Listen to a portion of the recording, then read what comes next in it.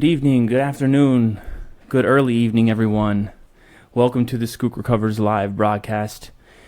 This broadcast is meant to serve as a hub of inspiration, information, experience, strength, hope, and positive efforts inside and outside our communities in Schuylkill County.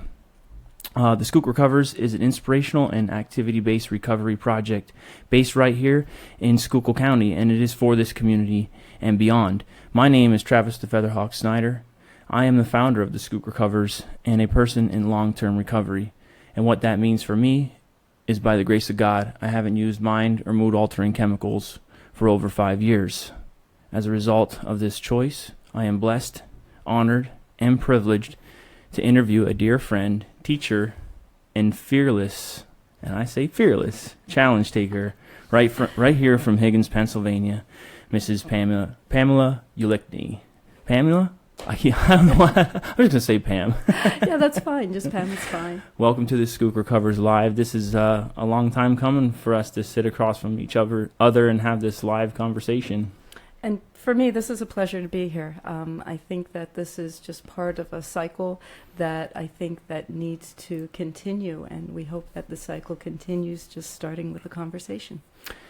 Well, and I'm just extremely grateful for you to be here, and it's awesome because we've had so many incredible conversations over the years about all different kinds of things, sharing ideas, sharing inspiration, sharing our stories, and you personally shared some of your story with me and touched me in a way, and just, and what you do out there in the community and all the things that you've been doing with the running and the challenge taking and representing Skook Recovers, and we're going to get into a lot of this different stuff. And so it's just amazing to actually have, this is something we even discussed long before this studio, I think. Yeah. Having these conversations, like getting the word out there. Well, yeah, with you, Travis, I think that we've been together on this from some of the very earliest years and the earliest parts of the development of this whole idea. And to have the privilege of being able to sit in a studio and to be recorded like this, it's amazing how what started out as an idea can wind up becoming a reality, and we're hoping that this reality continues, and it helps to outreach to other people and to inspire others to go on and pursue what they want to do in their dreams and in their recovery. Absolutely. Thank you for sharing that. And so for all the people out there that don't know you, why don't you give us a brief introduction about yourself? Tell us who you are. Sure. There's many things, but the first thing that I identify myself as is I am a public school teacher. In fact, I remember you, Travis, as a 7th grader. I remember that very fondly and very vividly. I've been teaching at Tri-Valley Junior Senior High School for over 25 years now. I have a family in the Higgins Valley in Valley View, very proud of them. I have a son, a daughter, and then, of course, my husband, who is also a teacher at Tri-Valley. Along with all of that, I'm very active in my community. I'm active in our church community, Boy Scouts, Girl Scouts. I wear many hats. There's too many hats. Hundreds of hats. Yeah. Another thing that I specialize in is reptiles. I try to use the reptiles for different types of environmental events to be able to educate people, talk about responsible pet ownership. On top of that, I'm also trying to do things within the community that serve as inspiration, not just locally, but globally. I've been involved in Boy Scouts and Girl Scouts, president of the Tri-Valley Watershed Association. And then the global stuff is a whole nother story. I don't know if you want to get into as much of a story, but I'm now also involved in a solar lantern project. It goes all the way back to a time in 2011 when I was lucky enough to get an all-expense-paid trip to South Africa, and that was paid for by Toyota Motor Sales. And it was a beautiful trip. It was fabulous. But I came back with a message that I didn't expect to come back with. I experienced firsthand what extreme poverty was like. And then after feeling that and talking to the people that live a life that is so much different than ours, I decided that I just couldn't leave just like that. I had to try to do something. So I partnered up with a nonprofit in South Africa and came up with something that was educational and also something that would help to spill back over to those people that are in energy poverty. And that was making a simple photovoltaic light out of something as simple as a glass jar. And that whole project has been growing too. So I wear many hats, and I try to do what I think I'm most talented in and try to use those talents as best as I can to try to help to inspire others and to fulfill some of the goals that I have myself. So yes, there's plenty of things there. Wow. So what don't you do? Yeah, that's the question. No, and I think it's absolutely incredible. I always love when you share about the lanterns and just your trip to South Africa and what that meant to you, and how just, because we live over here in a country of great abundance, and when you get to it, it's probably like, wow, I can't imagine. I personally would like to experience that myself, just to keep me humble and what's more important, what's really important in life. You also mentioned about the reptiles, and I just had to give a little plug here. You're going to be at the Kids Fight for Animal, the Pet Carnival, this Saturday. Yeah, just to tell you, just like everybody is so busy, I'm almost making a half joke about the schedule that I have for June the 10th. First of all, I'm running the 5K, so we'll get to talk about that, the hot potato 5K. Yep. And then right after that, after I cool down and hopefully the muscles won't tense up too much, then I'm going to go and pack up some animals, some of my friends, some of my classroom pets, and then we're going over to participate in the pet carnival to go along with that. And it's a very good day. It's a day where I get to pursue different interests from different angles, and hopefully get to be with many people and interact with many people all in different levels. Awesome. So you're a school teacher, you're involved in your community, you're involved in your church. I see that. Like, you're like a leader in so many different ways. Being a teacher, you have a great responsibility. I wonder how many of your students are going to watch this video and get to know a little bit more about you, maybe. Yeah, probably more than what they ever thought. But that's okay. I know that I'm a public figure. I realize that, and I accept that. And in a way, I'm hoping to try to use that as a tool and a mechanism for hopefully making change, for promoting understanding, for promoting empathy, and also for just talking about things that may even be difficult to talk about, to try to serve as a model to say that change can happen, even change that might even be personally difficult to do. We can still find it within ourselves to try to use past experiences to go out and serve and help others. And believe me, we're just going to start peeling back the layers right here today. You're going to want to stick in on this whole broadcast, because Miss Pamela Ulicny is a very interesting person who is okay. I'm just going to bring this one story up just so you guys have something to look forward to in this broadcast. So we're members of the same church, and we sit in the same pew often. And I think it was 2 weeks ago when she did a race called the Tough Mudder. She came into church a little bit late, came in kind of limping in, and I've been doing that often lately. And it's kind of funny, because every time she sits down beside me, I'm kind of thinking I'm going to ask, well, where were you this weekend? What race were you doing this weekend? How many miles did you run this weekend? She's got like scars on her legs and cuts and yeah. I just love it though. Like I'm full on wanting to go into a conversation about her weekend during the church service.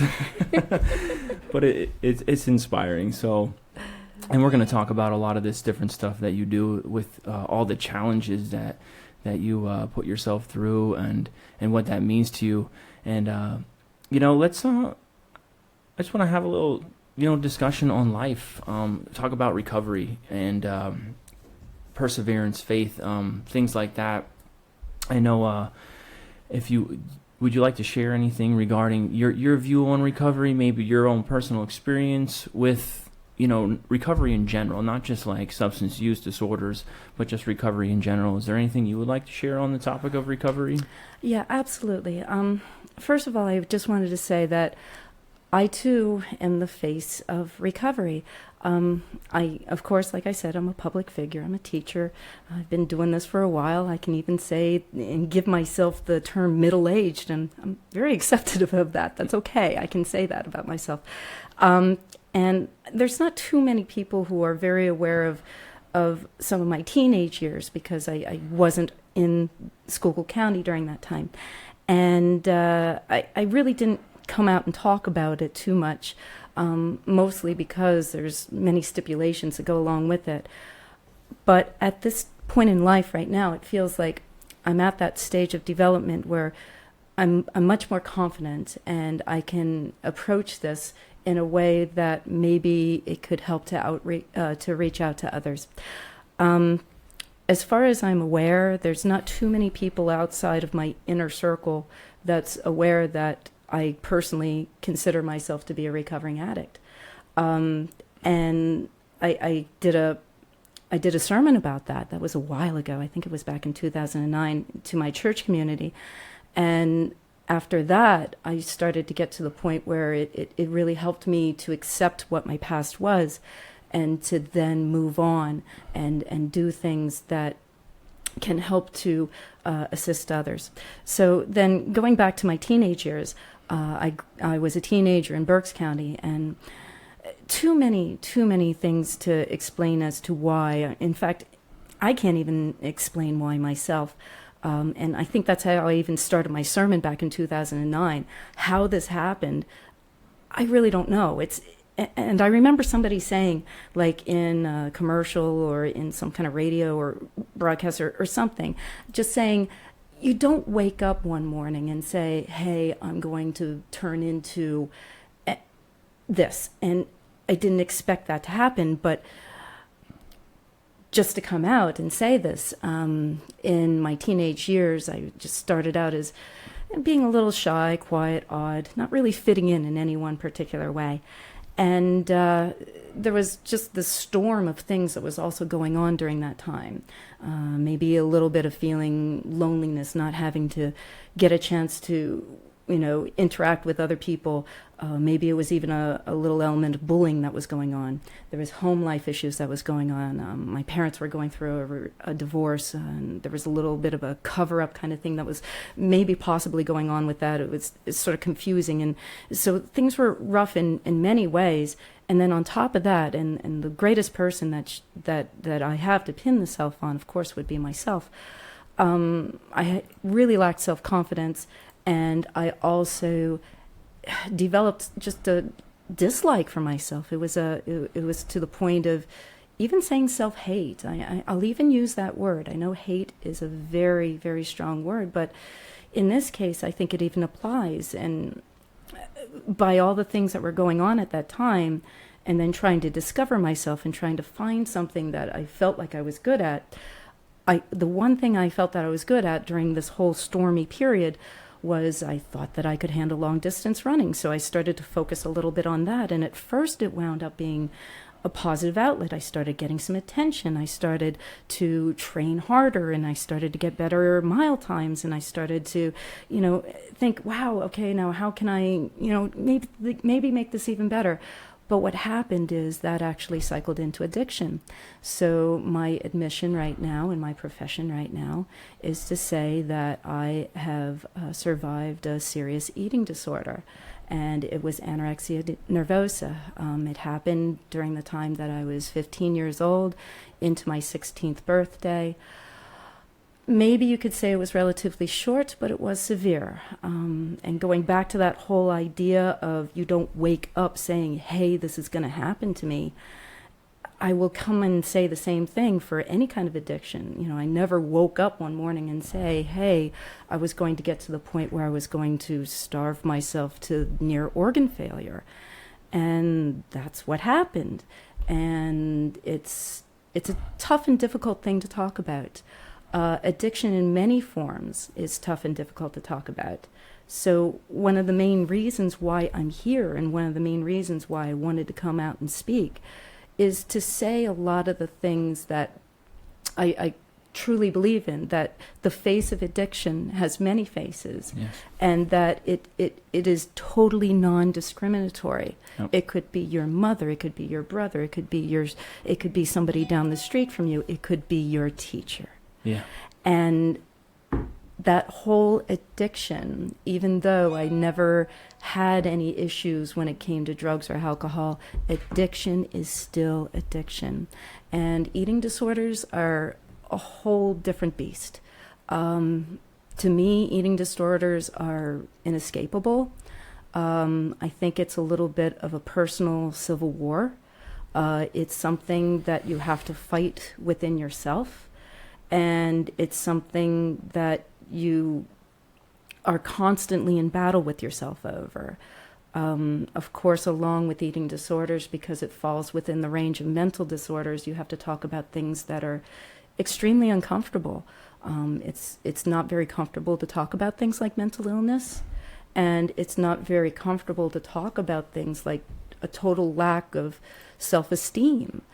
And I think that in the lines of addiction, in the lines of mental health, we have to start breaking down some of those borders, and we have to start carrying on these conversations. And I also am a person that is standing in or is sitting in front of you now saying that this is something that not only needs to be discussed, but using myself as a little bit of a role model, here I am. And yeah, it was severe what I went through. And even though, it might have been an addiction that's of different diversity and different kind, I totally understand what it's like to wear that ugly face, and what it's like to hit that rock bottom, and what it's like to feel that almost sense of hopelessness, of losing self-control. I totally get that. And I'm also a beacon of hope in a way, in saying that yes, you can actually get through something that you think is almost impossibly difficult, and you can recover. And I don't know how many other people, can say that, at least in my end, not only can you recover, but you can recover long term. Yes. And I am the face, at least that I try to put out there, of what long-term recovery is. And to say that, yes, there is hope. And yes, there's a bright future, and the future can be amazing. Wow. And you are proving that day in and day out, your example. And just thank you so much for sharing all that incredible courage. And do you mind if I ask you some questions about your recovery? So, like, you hear people that have overcome different addictions, and I can definitely relate when you say, like, that feeling of despair and hopelessness. It doesn't matter what your addiction is. I think that everybody comes into that same space, when you're suffering with self-esteem, when you're suffering with knowing who you are, and wherever your addiction will take you to that moment of, it's like a darkness. And so for people out there that are listening, like, Mrs. Ulicny is 100% on point with that. This disease, this mind-altering disease, can affect anybody, as you heard here today. And it's just incredible that you're having the courage to come up here and share this. And it's just a profound moment, truthfully, I think, for recovery here in Schuylkill County, and maybe even for you personally, because of how many people you can reach with this story. And like, honestly, like, did you ever imagine yourself, like, just openly? Because I don't know, I think like you and I, when we had these conversations, we almost get to a point, it's like, how can I keep this when there's so many people out there that are suffering as I once had? How can I just keep this? And being in the position that you're in is, and so I just commend you, and I thank God that, he moves through you and gave you the strength to share today. So, like, all people who have, entered into recovery, we had that one moment in our life, or we had that one thing where the tables kind of turned. Can you kind of describe what it was for you? And then, and wow, I mean, you've been in recovery for how 30 plus years. 32 years. 32 now. years. 32. 30. And that's amazing. And it's so that's we want. That's what I want to know is like what happened and how do you do it? Sure. Again, it was a very tumultuous time. My parents certainly did what they could to help, but ultimately, the battle is between yourself and what your disease is. And I know that there is a time when there is a rock bottom.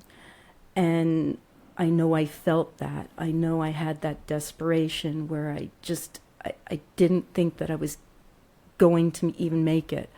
I thought that I actually got to that point because, unfortunately, I was getting to the point where parts of me were starting to shut down. And it got to the point where I started to think, oh my gosh, what's the next move here? And it didn't seem like my options were there. There wasn't too many options left. And I just remember, and I don't want to work in too much profound faith, but this is me and my story, and this is my truth. Yeah. So I remember one time, and again, I'm just a 16-year-old, so a 16-year-old thinks a little bit differently than I do now, but I just remember just having this prayer, and it was the most sincere prayer I remember saying, and I just say, I just asked God, and I couldn't get out, and I just remember just praying and just praying hard. I was just like, I don't know how to get myself out of this, and because I didn't know how to get myself out of this, I just asked him, first of all, could you forgive me? And then the second thing that I asked is, could you help me get out of this? Because I don't know how to get out of this myself. And I just remember saying a promise, and it was just a promise. It was a very childlike promise that just said, if you get me out of this, I swear I'm going to listen. And I swear I'm going to try to do better. And I know I messed everything up, and I'll listen. I'll listen, and I'll do the best I can to become the best version of myself that I could become, and to be the best person that I could be. And I made that promise. And as far as, I don't know, I'm sure I screwed up along the way, but I did everything I could to just keep on holding my word. And, you know, it's amazing how that whole transition of just giving up. Surrender. And that whole surrender just totally transitions you, and then just opens up this door and allows you to do things that you thought that you were never capable of doing. Wow. Yeah. Wow. It's just I got goosebumps, my whole body. Yeah. But, you know, I listened that whole time. So going back to the whole solar lantern thing, you know, I'm walking in extreme poverty, and I see this need, and you feel that little tap. It's that little tap on your shoulder saying, hey, you know, do something. Yeah. And I made a promise. Right. And I couldn't go back on that promise, and I said, okay, I'll listen. Wow. So every now and then you get those knocks on the door, and this one here is that knock on the door. It said, okay, you know what this is like. You can do this. And then you keep on questioning yourself. Many times you have these prayers and you just say, oh, come on, I can't do that. My God, I have to admit that. I have to say this. I have to do this. What, are you crazy? And it's just like, okay, I'll try. And then that, you know, because you made that promise, it's just like, okay, I'll try. I don't know how it's going to go, but I'm going to try. Right. And then you try and you do that thing, and you know this, and you get led on these paths that you never knew that you would ever get laid out in front of you. And those whole times when you go back and you have these conversations and say, I can't do that. That's way too crazy. What do you think? And then you come back and you see what happens later on. Yeah. And you just go, oh my gosh, I can. And it's just one of those amazing things. So it's that whole idea of just following that little nudge, following that little voice that says, you know, maybe you should be doing that. Maybe you could be helpful there. Right. Yeah. And that's as simple as it can be. That's exactly what I'm doing right here. I'm a survivor, and I know I'm a survivor, and I know I made it, and I think I'm okay at the point where I can actually come to the point where I can try to help other people out. And I think that that's just part of the calling, and that's just part of the mission of what I need to do, and that's why I'm sitting here today. It's absolutely amazing. And like, I think something that I know from my personal story that I can relate to is how to, and for people that are out there listening, like, how do we listen? That, you know what I'm saying? So you felt that you're feeling the nudges. Mm-hmm. You surrendered and just opened your heart and mind to what your idea of God, and whatever, it was much more powerful than we could ever imagine, and you just opened your heart and mind to it. And you kept, and that's your story. And like, so over the years, as you're being, you're staying on a positive path, and you're developing your life and your career and your family and all the things you're doing, how do you listen? What is your, like, your daily, what are some of the secrets? Because we always hear the the surface level Mm-hmm. stuff, and I'm interested in, like, give me a couple details. Do you pray every day? Is it your like, is it your health and exercise? Is it your diet? Like, come on. No, it's just that it's almost going back to that same childlike. I'm not saying childish, because it never is, but it's that childlike conversation where you said, okay, I'll try. But there's so many, so you get something in front of you. It's looking at you at your face. It's knocking on your door. It's that challenge that's right in front of you. And I've had the conversation so many times, and I'll go back and say it again. There's so many times where it's just like, oh, come on, really? And I'm just like, no, I'm totally out of my comfort zone. What do you think? Oh my gosh. And then it's just like, no. I'm going to hold my promise. I'm going to try.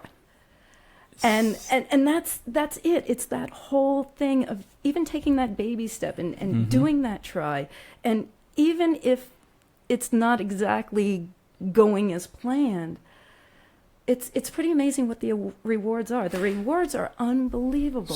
So it's that feeling that so basically, it's not the path of least resistance. It's something that's telling you this is the right thing to do. Yeah. And then there's that force that's, kind of keeping you back. And then you just overcoming that force. That's how you're listening. That's how you're feeling it. So you're stepping out of your comfort zone. You're going into those uncomfortable spaces because you opened your... Okay. Yeah. So it just resonates back to that original promise. Yeah. And I'm always getting my comfort zone tested. I'm always, getting challenged all the time. And I think that's just part of the whole process, is going through those challenges and being brave enough to go out there and to take that challenge, for good, for bad. And then knowing that you were selected, to take these kinds of challenges and to be brave enough to take that on, and going back to the whole rewards of that. Sure. It's just that same old cycle. No secrets other than just trying to do what I think is the right thing to do. Yeah. Mm-hmm. And that's amazing. And so if you were to... For all the listeners out there, young people, families, I mean, maybe you have some of your students, maybe even there's some people that obviously there's probably a large amount of people that you've never met. But I'm specifically looking at the young people that maybe are going through something right now. What kind of advice do you have to offer them? Like, I know this is tough because there's never going to be a set amount of words that can really resonate with every person, but just in general, to those who are out here, to the young people, old, doesn't matter, actually, young, old, whoever you are, who are still struggling, and but really wanting to find recovery, what can you just share with them? And then I want to get into talking about, like, this next level of getting out of your comfort zone. Mm-hmm. Definitely. The best I could say is that you're just not alone. People that are struggling with addiction, there's a lot of common threads, and we've experienced a lot of struggles as you try to go through recovery, And just knowing that you have a community of people, and I'm using the word community because it's the best word I can use. A community does not involve all young. It doesn't involve a race, an ethnicity, an age, any kind of other kind of diversity, or it's something that we should be unified in order to do. Mm-hmm. So for whatever addiction it may be, we really need to have that, develop that sense of community by saying, I've been there too, I understand, I'm here. Right. And to have that kind of conversation. And some of the best ways to have those kinds of conversations is to bring together events where people who are recovering addicts and people that just help, want to help to support those people that are recovering, and want to be their peers and their family members and everything like that. If we can come up with ways to bring our community together, you usually have a common goal that serves a purpose that gives you that sense of fulfillment. Sure. And then through that, you help to find your own recovery, and you also help to reach out to others. Yeah. So take that like uncomfortable step where you don't normally see yourself being, and go be there, mm-hmm. and see how that unfolds for you. Yeah. Yeah. I've been taking a lot of those steps, but that's what I do. And I'm inspired by you and the things that you do as well, and I can definitely relate. Like I know you kind of that voice, that nudge, whatever, that great source of energy that's telling us what to do. It's like, you're right. Like the way you respond to that, it's like, really? Like you want to? Well, God has a sense of humor. He does. Oh my gosh, it's amazing. So, sometimes he asks you to do something, or, something is placed in a certain way where you can say, okay, I see where you're going here. And then, you just sort of laugh at it, and you know what that common ideal is, and you just keep on striving towards it. Yeah. So if you're out there and you're struggling and you're looking, reach out to us, reach out to other organizations, find, there's a lot of people out here in recovery. There's a lot of people, just send that thread out and put your trust in that great source of love to take that thread and sew it in the best way possible. And, and keep trying, keep trying, mm-hmm. keep going That's back, the thing. keep picking yourself up. It's totally okay to fail. One of the biggest things is to learn how to forgive yourself, and not everybody is ready for that, but that is an essential, necessary step. Yeah. The first thing you must do is forgive yourself, and then after you start forgiving yourself, then you get to the point of forgiving others, and then you start to have a more receptive atmosphere that really starts to get to the point of recovering. If you don't forgive yourself, you can't move on. Here's a tough question. How do we forgive ourselves? Wow, I know. I don't know if I have that answer. Well, okay. Yeah. So, and this is always what intrigues me, because that is like, I remember when I was in treatment and when I was very early in getting my recovery, like, it was like, what does that mean? What do I do? And so, like, my greatest, I'm just going to answer my own question here. It's okay. And then maybe you can chime in. Forgiveness is an act, I truly believe, an act of self-love. It's really the idea that you're able to, not the things that you have done in your life, to remember them not as things that are going to keep you from becoming better, but as a reason to strive forward to become better. So you make that switch where you turn them negatives into a positive, as that being able to accept and say, I can't change this, but what I can change is how I move forward.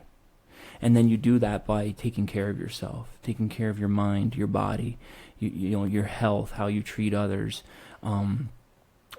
just your thoughts, your actions, the way you communicate. So it's really like a shift in your consciousness. Really is how you begin to forgive yourself. But you first got to be able to say to yourself, I am worth being forgiven. I am worth forgiving and forgiving myself. And that I know it's a hard question, and that's just what I've learned. I didn't just wake up and say, I'm forgiven, I forgive myself. I just knew that I had to keep moving forward, remember, take the things that I had a hard time with, and just saying, this is my reason to move forward. And soon enough, you just find yourself in a state of forgiveness. So. Yeah, I totally agree that the whole idea of, when you're really in the throes of addiction, you totally lose that self-value, that self-worth. And finding that thread of self-confidence, that thread of self-love, and finding that little bit of, okay, this is where I am, and then having that character to be able to turn around and say, okay, I've come from here, but look where I'm going now. Right. Mm-hmm. And it's very interesting because everybody's story is different. Some people come from, like you've seen, like over in South Africa. Mm-hmm. I mean, the conditions over there. Yeah. What was it? Did you experience gratitude over there, like from the people? Unbelievable. Was it like anything you've ever seen before? Yeah, and I definitely did not have a background when I grew up of experiencing poverty like I saw there. My goodness, I just didn't quite understand, and I was just appalled, and I felt so sorry, and it was just so moving. But when you see how absolutely grateful they are for what they have, and it's a very welcoming culture, and it's a very happy culture, and it's a very gracious culture, and they're just so thankful for what they have. Right. And it makes you really value what is the important things, the non-materialistic things. Does that kind of, like when you came back to Western society after that trip, were you like, wow, did it lessen the value of worldly things or extremely? Yeah. It made things that we consider to be important much less significant. And I keep on saying that, like when I do some of the solar lantern projects, we're raising money and things like that, but I keep on saying there are so many people that are so much worse off. And, maybe there might be situations that you're going through where you may not have the best of everything, but my goodness, people that live with so much less, and they still find that happiness, and they still find that sense of gratitude. Yeah. So you just want to do what you can in order to help to make things a little bit more comfortable, sure. And also to make a little bit of a better way of life and a safer way of life for them too. Mm-hmm.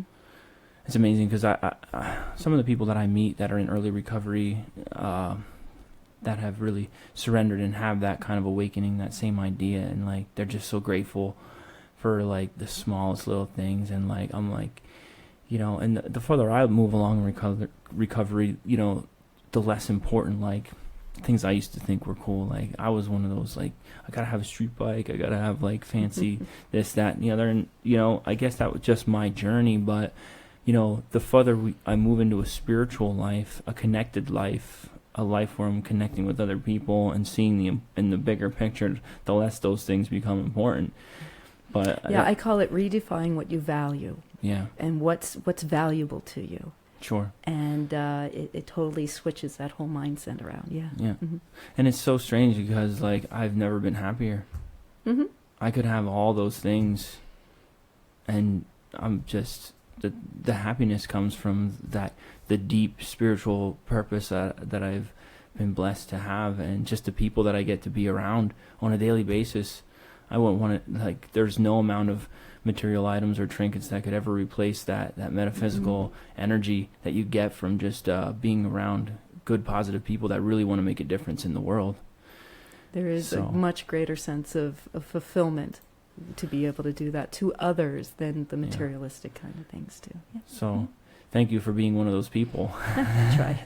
And this is the cool part. Like, I want to talk about like the running and the endurance racing and the team racing. And before we get too far into it, I think just briefly tell us about your love of running and then I want to show this video of something that she was involved in.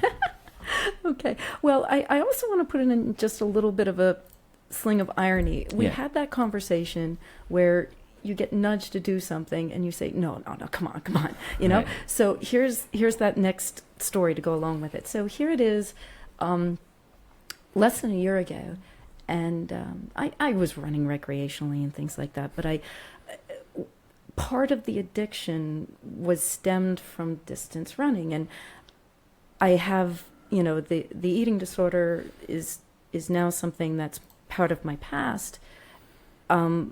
But then the long distance running I still enjoyed. I love going out and doing that. I still find a lot of fulfillment in going out and doing that.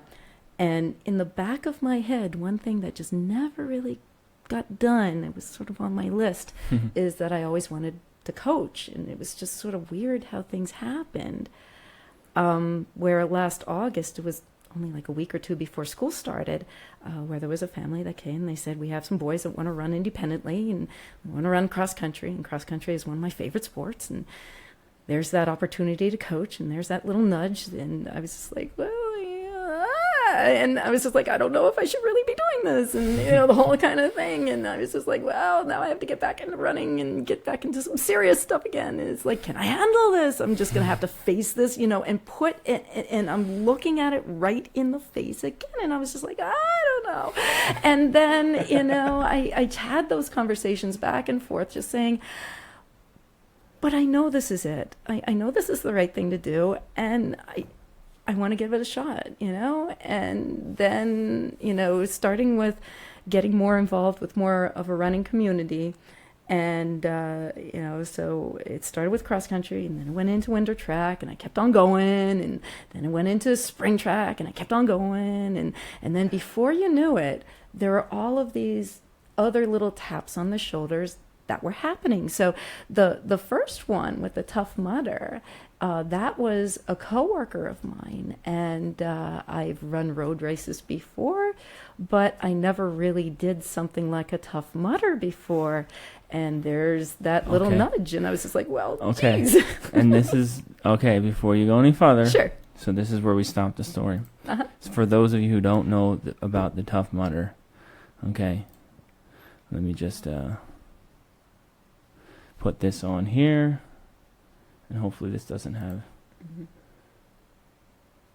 I just want to make sure that I don't have double the feedback. And let's see what happens.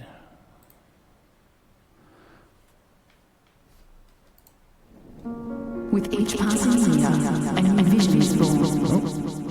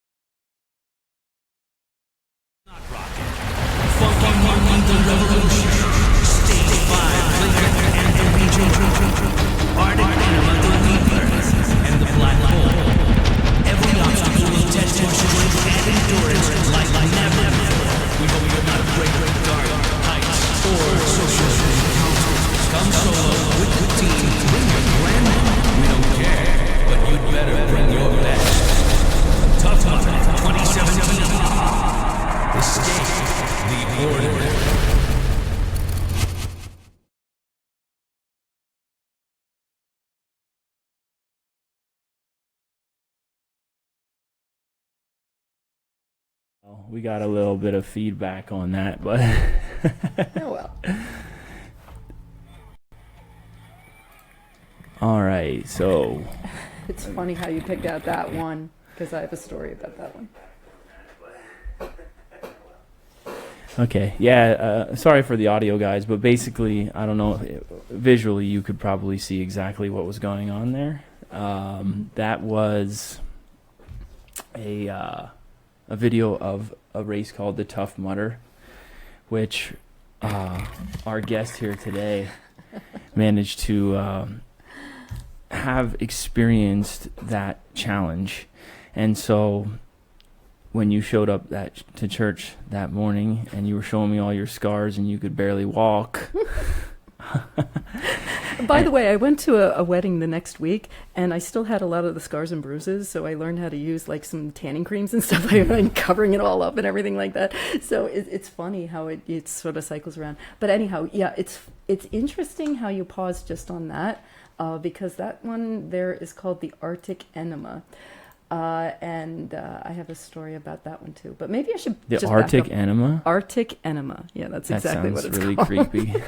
All right. So anyhow, just backing it up a little bit, coworkers were interested in getting into running, and one of them invited me to go on a Tough Mudder, and I said, okay, well, what's a Tough Mudder? And of course, I'm too busy with all my work and everything like that to really go and look it up. And maybe it was a good thing that I didn't go and look it up. So from what I understood, it sounded like there were some obstacles, but there was running, and I was like, okay, there's running. That's my comfort zone. It's all right, you know. And I thought it was actually a little bit more race-like. It's not necessarily race-like. It's actually more of a mental challenge. So it involves a lot of teamwork, and it also involves you making yourself doing things that you never thought that you were able to do. So in this particular one here with the Arctic enema, it basically is a chute. So you go down this tube or this chute, and this is after running, so your body's usually pretty hot at that time, and then you go down and you go into ice cold water. And at first you don't think that that's such a big deal, but it sort of is, because when you're immersed in that water, all of a sudden, after being very hot, all of a sudden everything sort of locks up. And I was just like, okay, I've got to get out of here. But it's just like, oh my gosh, I can't move. And then there's a board that's there. You can see the board right behind her. You have to go under that board and swim under. So you have to totally immerse yourself in order to get out again. And then, you know, sometimes when your muscles are all locked up, you need help from other people. What they're not encouraging, or at least enforcing as much on this particular video, is how important it is to have teamwork. Some of the obstacles are things that I really couldn't do all that well. Like I have like no upper body strength. So, you know, doing something like that ladder climb or something like that would have been very difficult for me. But, and I was on that. Okay. Now they didn't have the ropes. And I'm petite, in case you don't know that. I'm a little tiny. And here I am. I'm trying to make a run for it. But that wall is slick. They purposely put things on there. Grease? Like, yeah, they put baby oil and things like that on there. My. So I'm trying to run. I'm not the best jumper, and I'm tiny. So what's really fun and what they don't show you are the people in the background. There's people behind, and now they're coming in and they're helping. Yeah. That's exactly what Tough Mudder is all about. This guy came up in a wheelchair. Yes, and he couldn't do it completely by himself, but look at all the people that are helping him out. I think he falls, and then they might get him on the second time. But Yep, I took at least 3 tries, and then somebody caught my hand on the 3rd try, and then they just pulled me as best as they could. Let's watch this. Look at this. I see that this, to me, it represents so much. Right here, you know. So what we're just hoping this scene to do, alone, right here. Absolutely. There's hold on, man. I'm saying for him. Yeah. Like hold on to the rope, brother. Absolutely. Come on. So cool. And there's something in the running community, and there's something in the teamwork and the camaraderie. Look at everybody cheering and everything else like that. What they really do in a Tough Mudder is they really try to encourage, you know, it's not just the people that you might have shown up with. Yeah. It's everyone. Everyone is part of your team, and you're helping everybody out. And there's no way I could have made it up a wall like that if I didn't have a whole bunch of guys with long arms ready to grab my short little hands and everything else. So, yeah, it's just a wonderful sense of helping each other out. That's awesome. And, like, what did that represent? Because, like, I don't have the picture. Actually, you know what? I'll just the picture from that I posted on the Skooker covers of you. You know, was this the after shot of you? Oh yeah, yeah. Now you get covered with mud. So there's some of the obstacles involve like crawling under mud. Is that mud? Is that blood or mud? That's mud. Okay. I did have bloody knees though, because sometimes you have to crawl on things and stuff like that. So that can happen. But many of the obstacles involve getting totally immersed in mud, and you're just like heavy with it. You're caked with it, and your shoes, weigh 10 pounds because got so much mud in your shoes and everything else like that. But you need, you can try to pull yourself out. You get other people around you who are willing to hoist you out. Fortunately, I had lots of people that were willing to do that. There were other obstacles where you have to like ride on somebody else's back, or they make you carry these giant logs. I really don't have much of any military background or anything like that, but in a way it sounded like it was almost like military training from the different kinds of obstacles that you go through. Some of them I was pretty good at, other ones not so good. Yeah. So you have to rely on others. How many people are on your team? Well, it started as like a team in a way, but then it was, in a way, it was a good thing that it was nothing of a team. The people that were supposed to go with me at that time, they had a different departure time. So this is a large obstacle course, and I think they left at 11:30, and my time to leave was at 1. So I thought, I can run, so I'll just try to hurry and try to catch up to them. But there were so many people there. Right. I couldn't find them, but that didn't really matter because whoever was around you were the people that helped you. Was this in Philadelphia? So yeah, it was in Kennett Square. So it was outside of Philadelphia. They use a whole area that's like a farmer's field, and they put up all these different obstacles, from dumpsters full of ice to, crawling in mud under barbed wire, to having these really steep areas where it's just all mud and there is nothing to grab onto.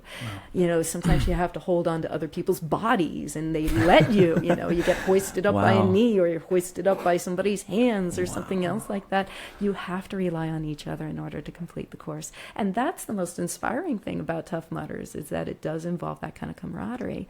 And that has so many aspects where it can spill over into helping in communities where we're in a recovery community. And that's what I was about to segue into. What this inspired an idea for you that you were you were like, I had to, and that's what really put the energy in getting together and having this conversation. So, what it represented to you was so many facets. All the things there, but also what it takes to recover and having a good team and perseverance, and you're going to have obstacles to overcome, and you're going to have to fight hard, and you're going to get knocked down, and you got to pick yourself back up, and there's going to, got to be around good people that are going to pick you up when you can't.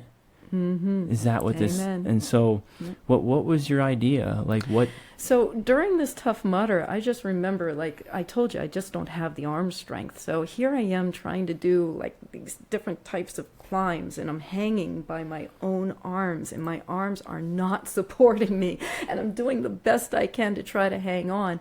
And during that time, when you just get a little beat up and you get a little bruised, and you maybe even get a little angry and frustrated, hey, I don't think I can do this, then this little thing just came back to me at that point. I was just like, wait, I've been through worse than this.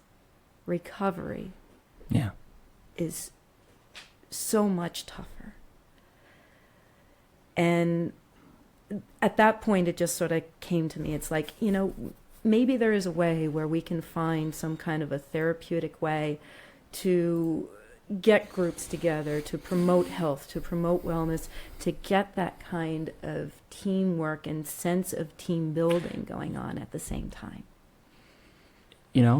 It's really awesome that you mentioned that, because there's been some people from around the county that have mentioned there are groups and people who have gyms. I know there's a CrossFit gym out on 61 that somebody goes to that reached out to me and said the owner was interested in doing things. And then the gym that I go to also has like a little obstacle course. Mm-hmm. And so were you thinking of having sort of like little events where we get people together and we challenge each other, maybe do some ropes, or actually taking groups of people to something like this? Sure. Again, we're just developing an idea, and we'd like to see what kind of interest there is out there. And that's exactly why we're having this webcast right now. Anything from setting small goals. Like when I was trying to get myself to recover, I had the smallest goals of all. Like, could I actually sit in front of other people? Could I actually put that terrible, horrible thing that's on my plate, could I put it in my mouth? Could I eat it? And could I chew it, swallow it, and not feel guilt? Yeah. So what we're trying to do is we're trying to get small little goals. Maybe something like a Tough Mudder might be a little too much for Let's some not people. reach too far. Yeah, exactly. So small steps. So, something like maybe, your goal is to eventually get yourself fit enough to do a 5K. Mm-hmm. And it could be a 5K that's already established. That's why we're going to be talking a little bit about the hot potato. Or, maybe it's something that eventually we come and develop our own. We were thinking about the whole idea of making a Running for Recovery group and to make a recovery 5K that sort of symbolizes what it is to go through something like recovery. And to go through something like recovery, many times it feels uphill. So it seemed only right, and it seemed to make sense to make something that's sort of uphill. But to get to that peak and to make it to that peak, cheering people, feeling good about yourself, and then usually after that peak comes the downhill. It gets easier. It gets better, and to have that whole, that whole kind of idea that, it is going to be an uphill climb, but yes, it does get better, and to just sort of evolve that idea into maybe something like a road race. I actually really like this idea because we're coming up on our 2-year anniversary, and I haven't quite thought out a plan of what to do, but this might actually make a whole lot of sense. Mm-hmm. The Skook Recovers Recovery 5K. Yeah. So and then don't make it like a huge big deal. Just make it something that we can manage, that we can pull off, and then do it.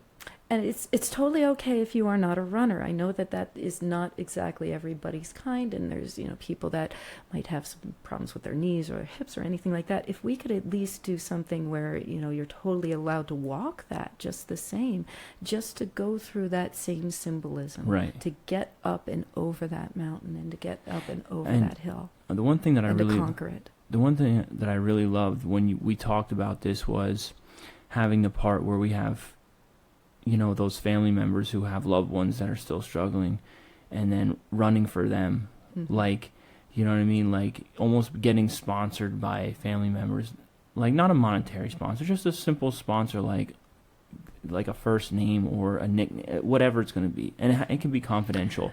It can be literally from person to person. And then the person that's running the 5K is like, you're carrying that name, and you're running for that person. And so every time you start to get a little bit tired, you write those names on your arm or something, and you remember, I'm running for this person. I'm pulling for them. Mm-hmm. And that's such an amazing idea you had. Yep. And again, my head's in the clouds, so many times I keep on thinking of many different things. I've done half marathons before. I never did a full marathon. I just like the idea of collecting, inspiration as best as possible. And, if you could collect names and, as you're doing something like a marathon, and that, you're hitting those miles where you're hitting mile 18, mile 19, and it's just, oh my gosh, when's this going to end? To just keep those names in mind and in your heart as you keep on going, and to do that for a purpose, it just adds so much more depth to what you're doing. Well, you heard it here first. We're going to do a 5K for recovery that's going to benefit our community in so many ways, and maybe we can pull this thing off. I think we do. We pray on it enough. We have enough supporters out there. I think that we can make this happen. And speaking of long distance running, and you also, just last weekend? Yeah, and another this. Okay, so we're just peeling back some layers here because plenty. Tough Mudder wasn't good enough for you. How about this next little adventure? Well, this was another one that I was invited to. Talk about, what is this one called? So Tell us about what you did last weekend. Ragnar. So we're gonna have you back like every other week, so we can share these stories. Truly inspiring. I think I'm cool going to the gym, being all fit. Like, yeah, right. Well, I got my gym game on, but that is nothing compared to what you're doing. You're inspiring me. Well, so tell us. Yeah, just cycling back to that whole idea. Somebody says, "Hey, you want to start coaching this?" And then before you know it, it's like there's some other coworkers saying, "Hey, you're running, so why don't you try this?" And now this time around, this was some of our Minersville coaches that I'm helping out with, and they said, "Hey, we need somebody to fill some spaces here. Would you like to do a Ragnar run?" And there's that little tap on the shoulder, and I was just like, "Sure." And almost very parallel to the Tough Mudder, I was like, I had no idea what I was in for. So Ragnar. Ragnar is a 200-plus mile race. To be more specific, this one was 204 miles. But no, I didn't run the whole thing. So. Ragnar. Yes. Wait. Let's get a little background. Ragnar. Does this have to do with caveman stuff or something? Well, I have to ask my husband this because he knows this better than I do. But if I remember correctly, on Netflix, there is it's from the Vikings, the Norse. I should know these things. I'm so sorry. But he's a character. Yeah. That's on one of the Netflix shows. Big tough guy. Okay. And Ragnar just sort of stuck. I don't know the whole ideology behind it, but I do know that it's a tough guy's name. Yeah, so I think Ragnar, tough Viking, something like that. Okay, cool. So tell us about it, because I'm going to cycle through pictures as you're telling the story. Here we go. Okay. So once again, I wasn't totally sure what I was in for, but I was just like, oh, sure, why not? Okay. And so we have 2 vans. And each van has 12 people in it altogether, and you have 204 miles, and you go relay style. And this is something that goes for... Hold on. 200, ladies and gentlemen, 204 miles. How many people? 12 people. 12 people, 2 vans. Yep. 204 miles, relay race. Uh-huh. Okay. Just wanted to make sure everybody got that the first time. Okay. I had the picture of the van up. Fancy vans too. Yeah. So part of the camaraderie of it all and the fun of it all, and we do this for fun, is you decorate up the van. So ours had a little pink inflatable flamingo on the front, and it has a nice little grass skirt, and you could hear the whole thing go the whole time as you're driving for hours and hours. And your van support. So either you are a runner. And since there's 2 vans, we usually have 2 runners going at any one given time. And then the other people, they stay in the van. There are some scheduled stops where you can get out, but you don't expect to get a lot of sleep. And you go through the evening. Now, this started on Friday morning. I went to work you guys? that day. Is this the beginning of the race right here? That's at the end of the race. That was at the end? At the end. Oh, well then I need to move this slide but back that's here. Okay. Nothing wrong with that. I didn't really put them in chronological order. So, yeah. So since I had to go to work that day and I did my normal work hours, I joined them at about 6:00 in the evening on Friday night. Okay. And is this you when you started? Yeah. Well, that's actually my last leg. So I got the very last leg, and that was just me being goofy, dressed as Wonder Woman, because I thought, well, hey, if I'm going to cross the finish line, I might as well do it with style. So I actually had a cape and everything else. I think it's awesome. That was my Wonder Woman costume. But the other one there with the headlamp there, that's me and my friend Nicole. Just got to know her, but got to know her very well because you spend over 18 hours. Well, at least for me, I spent over 18 hours in the van. There were other people that were in the van even longer than that. And were you all smelly in the van? It had to be. You're all running. Well, was it? You find ways to be a little bit more pleasant. Oh, that's totally okay. I'm trying to paint the picture here. 204 miles, 2 big vans. Baby wipes. that's how you clean up. Showering with baby wipes. In public bathrooms and other fun stuff like that. But was it cool, meeting people that you didn't know and sharing? Was that I didn't know anybody other than the Minersville coaches. Wow. So here you are in this van, and you've got this common goal of tag teaming and relay racing 204 miles, and somebody's running at all times. Yeah. And the sleeping arrangements there, that was at the floor of the Blue Mountain Elementary East. And if you're lucky, if the other van has more runners going at that time, you might be able to catch about an hour and a half in a sleeping bag. So that's what that was all about.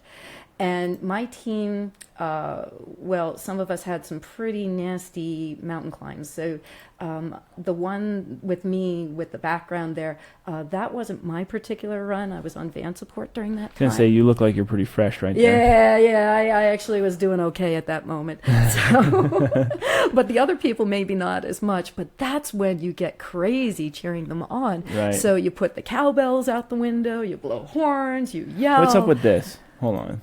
Is that? You light up the van at night. So I got to run at 3 a.m. because awesome. Again, this is Look at going that flamingo. Yeah, with the flamingo and the Christmas lights and everything like that. So that's I have nothing to do with that. I have all of my team to thank for that. I just showed up and not really knowing what I was getting into, but wound up having a great time. That was something that I've never done before. So when you run in the middle of the night, you have to run with a headlamp, you have to have a reflective vest, little blinky lights in the back and everything else like that. And then the course has to be marked too, because it's 3 a.m, so you have these signs, and you saw a couple of them go by. It's sort of like those wet floor signs. Right, Yeah. And then they have little blinky lights on them. So you just keep on running. These have blinky lights on them? Yes, they have blinky lights on them. Ah, I like blinky lights. Yeah, so you just run and you follow the blinky lights. And you try not to get too tired. How many miles did you personally run as part of the relay? I'm not going to take all the credit because, like I said, I had to go to work. I know you're not going to take all the credit. So. How many miles did you run out of the 204? My last stretch was the longer one, but I had about 3 the first time, about 3 the second time, but those were the ones that were in the middle of the night. And then I had the last leg, and the last leg was 8.5. The average runner usually puts in about 16 miles altogether. Okay. Yep. Wow. That's incredible. Yeah, but I was really happy to join that because you get a lot of like-minded individuals. You get to know people that you never even knew before until you got into the van, and there's this sense of teamwork that's involved in that, and then you have some fun too. I mean, mistakes are going to happen, but you laugh it off. Like, so we accidentally left a run error at Sheets when we did a Sheets run, and then she called on. And then she called on her cell phone saying, "Hey, come pick me up." And I was like, "Oh, we're at the next exchange." So we had to go back and, we lost a couple people. There are some exchange places where you use a phone app in order to get to the next place where you're supposed to go. Got a little confused on all those exchange points. So the runner got to where they were supposed to be, but then there was nobody there to take the baton. It wasn't a baton, it was a slap bracelet, but there was nobody there to continue the relay, so they had to wait there for 30 minutes until we got another runner there, and it's just all kinds of craziness, but it's sort of fun at the same time. How many teams participate in this? There were 300 vans. 300 vans? 300 vans. So that's what, like 150 teams about? Because you have 2 vans per team, roughly? Yeah, and well, I think it was more than 150 teams because I remember on our Facebook, we have a closed Facebook I'm going to do this next year. We're going to, Kashnowski, if you're watching. Okay, yeah, no sleep. So you have to remember, no sleep. Oh, man, I'm going to get a bunch of pretty veterans. nasty, you're going to get sweaty and everything else like that, but it's just grit and it's fun. Seriously, I enjoyed it. Yeah. So, and to know that we all worked together to serve that common goal. So it went from Lancaster all the way up to the Poconos. I ran by Big Boulder Ski Resort's sign and then ended up in Lake Harmony at the very end. And then they have this big gathering at the end, party, woohoo, and everything else like that to go along with it. That is absolutely amazing and inspiring, and thank you for sharing. It's just incredible because of the amount of grit that you have and perseverance in your recovery, and and taking those nudges, going into the unknown, challenging yourself. So, leads me to the question: why? Why do you do all these things? Why do you challenge yourself so much? Maybe one of the most basic things is the love for life, to just be happy to be alive. It, in a way, it sort of explains a lot. To be able to come back from something which you didn't think that you were able to come back from.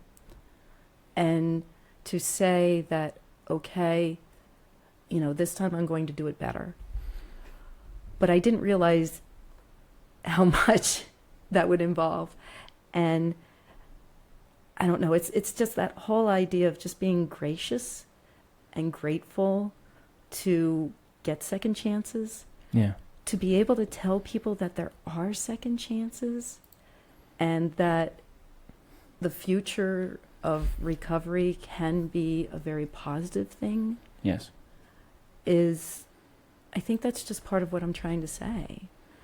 And that whole idea of totally losing that fear. And it's not even that you're just saying it. You're doing it. Like, the actions will always speak louder than the words.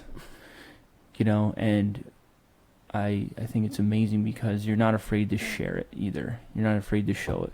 You're not afraid to wear that Skook Recover shirt. You're not afraid to have those conversations. You're not afraid to go out and do those challenges, knowing that you can be a beacon of hope and inspiration for others. And it's coming from a promise. And I'm not the only one. No. There are other people. Yeah. Just by random chance, just running a half marathon last fall, I ran into a wonderful guy. I'm going to say his name. He's probably listening anyhow. His name is Ed Pry. And he also is doing Running for Recovery. He openly talks that he came back from alcoholism. And now we're starting to form some other people. Sean McMillan, if I remember the last name correctly. Another one, recovered alcoholic, now running for recovery and also running for veterans groups and things like that.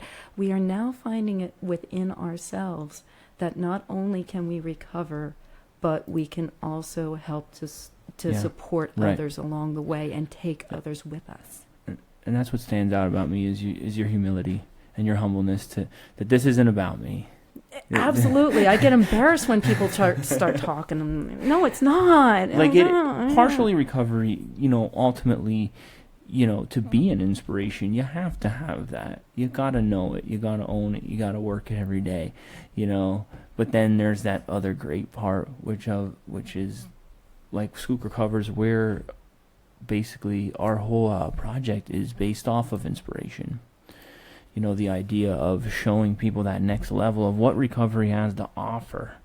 That's what we want to do. And so, you're like part of that family, and so it is much greater than about us. It's about the community. It's about those who are still struggling, who don't think that recovery is possible, and even those who are in recovery that don't think that they can take it to the next step. And I even use that. It's not just in the realm of addiction, but in the realm of coaching. What I say is to dare yourself to try to do that thing that you didn't think you were capable of doing, or to reach goals that you never thought you were able to do. The rewards of something like that turn people around. Yeah. And it's the greatest reward of coaching to be able to say, look how far you came. Right. So, yeah, I think the same thing is true for recovery. Yeah, absolutely. And the reward is that you can be a blessing for others as well. Your life can almost come full circle, and then it's like, challenge accepted, let's keep going. Yeah. And then you start turning into these adrenaline junkies, and you start doing Tough Mudders, and then you start doing Ragnars. And go for it. I have friends that jumped out of planes and skydived and slipped, fallen, picked themselves back up again, and they're back in the gym deadlifting, and it's like I'm like, it's that thing you can't teach. There is that one. It's like the grit molecule, the grit gene, the thing inside you that, like, how bad do you really want it? What are you really, how thirsty are you for the knowledge? How open are you to the inspiration? How much of your old ways are you willing to surrender? How many promises are you willing to make to yourself, to God? That was beautifully said. I really enjoy the way that you approach that. It really lines up with the kind of recovery that we're hoping for. Yeah. Awesome. This has been a true pleasure. So I had down here as a bullet point your philosophy for teaching, because, what is your philosophy? My bottom line, I always try to say, is to become the best version of yourself that you can possibly be. Sometimes it's really hard to find yourself. And when I was that 15, 16-year-old, I had no idea. I really had no idea. I had no definition of self. And that does take time. But we all have our own God-given gifts, and we all have our own God-given talents, and they come in so many different shapes and sizes. What kinds of talents they are may not be as important as the ability to be able to polish those talents and to use them for the best way possible for the common good, to help self and to help others. Awesome. That's an incredible philosophy, and thank you for carrying that into the young hearts and minds and being an inspiration for your students. Like, for those students that are going to be watching this, I could be happier. Be grateful for her. Well, no, I couldn't be happier for the person who is like a master at being able to pick a car apart and put a car together, because I have no clue when it comes to any of that stuff. I mean, we all have different talents. We all have our unique talents. And yeah. So become the best version of that you can do, and keep working at that. Absolutely. Yeah. That's what I say too. Like, find that hobby, that one thing. It doesn't matter what it is. If it's like, if tiddlywinks are your thing, like, buy tiddlywink books. Learn who manufactures them. Like, practice it every day. Collect them. Make a collection. Like, you'll be like the master of tiddlywinks, and nobody can tell you anything different. You will always be. And guess what? You'll meet someone else who likes tiddlywinks, and y'all might be friends for a very long time. You never know. I'm just saying, this is the world. The world is so big, and we're so interconnected in so many ways. And so, yeah, you're right.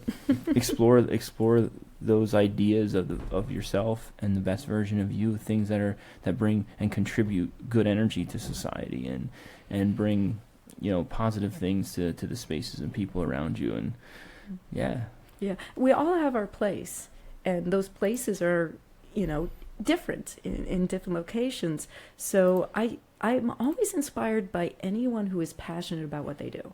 Yeah. I mean, if they're passionate about tiddlywinks and they can use that in order to get other people to join along or something like that, hey, I respect that. Yeah, so absolutely. Whatever it may be, we all have it. We all have unique. We've all been blessed with unique skills and talents. Mm-hmm. And don't let anybody tell you any different, because it is very true. Okay, so we've been talking for a nice time. So I guess we'll just kind of go to, is there anything that you would like to kind of just openly share? I mean, we covered a whole lot of things here. Is there anything you'd like to announce? I know we did want to give a little shout out for the Hot Potato 5K, since we're on the running. Let me pull that up. So I don't know if you want to talk about that a little bit while I pull this up. Yeah, definitely. I just wanted to say that I'm very proud of the community that we're in. Tri-Valley Youth Activities Fund, I think that's it's a fantastic way to try to use funds and invest in our community, in our youth, in so many different ways. Because I know the Youth Activities Fund helps to support different sports programs. It helps to support Girl Scouts, Boy Scouts. It helps to support school programs. I know it's involved with our FFA. There's so many different ways that our local businesses reach out to improve our community. It's just mind-boggling. And then on a little bit of a similar but different note, I've been helping with my son with an Eagle Scout project, and one of his Eagle Scout projects was, it is his Eagle Scout project, is to do something called an inclusive playground that helps to get children of different abilities to be able to play in an environment that is least restrictive. The community response to that was overwhelming. It was almost completely funded by people that are in our own valley and nonprofits and other organizations in our own valley. I was appalled. I couldn't believe how much people have outreach here. So when it comes to the Hot Potato 5K, it's a fundraiser, but it goes right back into our own areas Yep. to improve Yep. so many different things. Yeah, and the Tri-Valley Youth Activities Fund has been a instrumental process in a lot of the organizations, local organizations, sporting programs, and Kids Fight for Animals. They've actually gotten part of the grant money to help out with the carnival that they're having this Saturday as well. So and I think they're going to be announcing that too. So it is actually there is a great example unfolding here in the Higgins Valley of different, that sense of community. You're right, where businesses and people are coming together. And so absolutely, and the Hot Potato 5K is one of those things. And what year? I have to pull it up here. I'm not sure how many years has this been going on. I'm guessing 4, but oh my goodness, I'm so sorry. No, I don't remember. Either way, it's been doing a lot of good, and it's for a good cause. And 2015. God bless everybody involved, the Tri-Valley Youth Activities Fund and Sturman Mossers for really putting this together. 2013, there it is. Okay. So if we can do the math, this is the fourth. Yeah, This is the fourth well, of it was a 50. good guess. Okay. But anyway, all of these things, it really is for a common cause and for a good cause. So doing something like, getting physically fit, feeling better about yourself, being able to accomplish these personal goals, be it a 5K or a marathon, you're doing something for yourself, but you're actually also helping others along the way. Yep. And I think that that's what we're standing for right now. Absolutely. Mhm. And so if you're listening, lots of stuff happening, good positive things happening in the Higgins Valley this weekend. The 5K, one of the is happening in the morning, and I think you can register all the way up until 20 minutes before they start the race. Yeah, they So, usually don't turn people away. Yeah. So if you want to come be a part of that, and then, be cool if the Higgins pool was open, you could go swimming, you know what I mean? And then you got the Kids Fight for Animal Pet Carnival, which will be happening all day, and they have vendors and food, and they have rescues and people from the community and outside the community from all. It's going to be an incredible event at the Valley View Park, so you could actually literally walk from the 5K to the park and then spend the day there, get a meal, get to talk to, if you're into pets. Mrs. Ulicny will be there. I'll be there with my reptiles. With her reptiles, and so surely amazing positive energy all around the Higgins Valley this weekend. I will be at the Pet Carnival all day. I've been blessed and grateful to been a part of helping out the Kids Fight for Animals, doing different stuff, graphic design stuff, computer stuff, printing shirts. Like, hey, that's what recovery is. We help each other. We get involved in our communities. It's that's part of the bigger picture. Love the webcast with the girls. Oh, they were wonderful. They're awesome. Mm-hmm. They're awesome, and they got it. Their moms and their families are like so supportive, and it's just really cool to see. That's like, I'm always gonna stand behind leaders, so if there's anybody out there, like the youth, people that are stepping up in their own community, doesn't have to be right here from the Higgins Valley, could be anywhere, reach out, because I'd be interested in hearing your ideas and seeing how I can help you with some of my skills. And just a simple logo sometimes, or a t-shirt, can really help boost a project into the next space. So always going to encourage those leaders. So with that, is there anything? We announced the Hot Potato 5K, the Pet Carnival. Is there anything you would like to say in closing? This is where you do the mic drop. Except you don't. I have to get you a mic to drop though. That's what I'm gonna do. I'm gonna get just a regular like a fake party mic, like foam one, so everybody that comes here can do the mic drop.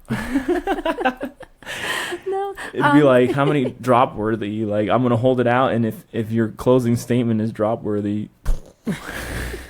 Well, there's your next added effect. I've been working on my outro. I still haven't had a mic drop yet. We'll get on that.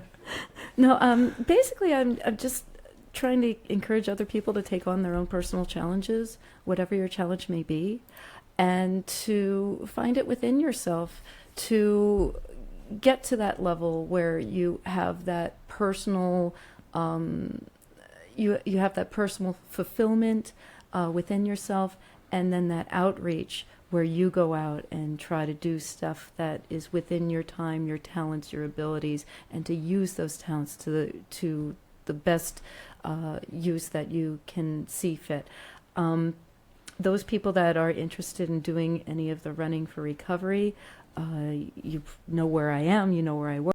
I'd be more than happy to try gathering names and get some groups together, maybe do some Sunday morning runs is just one of the first things to do. Maybe network it through some runs, maybe schedule a couple of runs. And it would be lovely to build that and to just start a schedule, say, okay, we're going to try this 5K. Let's see how that goes. And then those people that are a little bit more adventurous, might want to build it up and do some other challenges. So, let's see how this goes. And hopefully we'll get a really good team of people that are a network of people that support each other. Absolutely.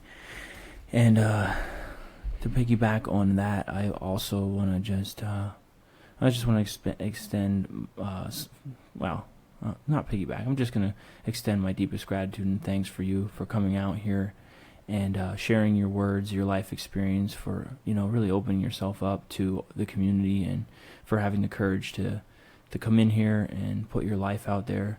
And not only that, but back it up with all of the things that you've done, positive things that help others, that molded and shaped you into the best version of you. And thank you for, being a face of recovery. A face that most people may not consider, like before thought you would be a face of recovery, but you absolutely 100% are.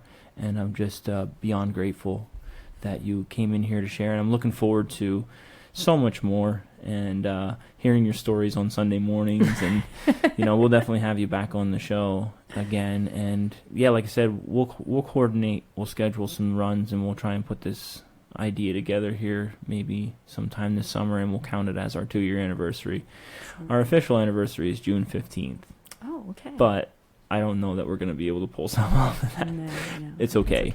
We don't have to be super particular, but yeah, and I want to encourage everybody out there as well, that all the listeners, continue to, this Skook covers, it's about inspiration, about positivity. It's about encouraging us to do good things in the community. It's about, really putting our hands out, and bringing a lot of compassion and understanding into our lives. And then not only that, it's knowing what to do with that understanding and that compassion and that idea of positive things, how we take that energy and put it to work.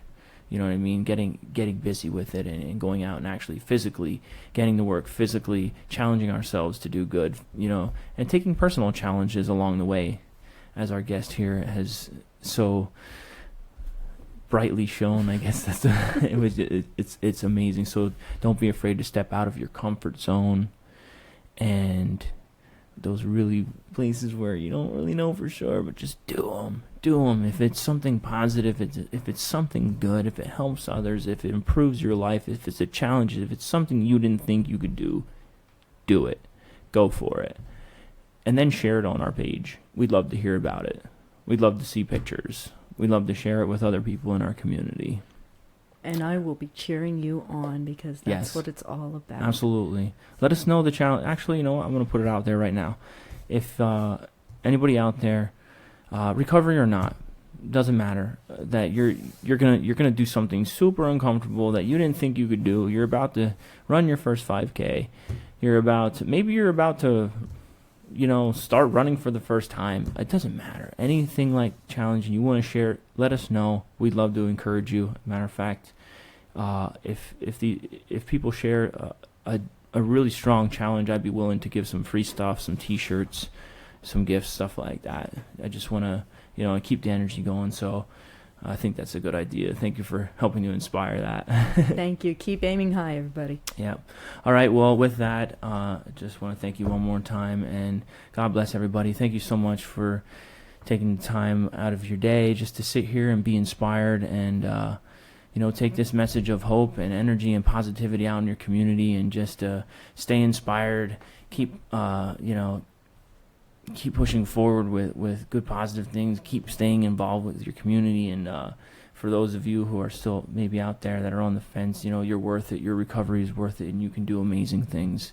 we have a living example of somebody who has done and continues to do so here today. So with that, we are out. The Skook Recovers loves you, and we will see you again. We have a lot of different guests coming throughout the summer, and let's keep it going. Thank you so much. Mic drop. Thank you.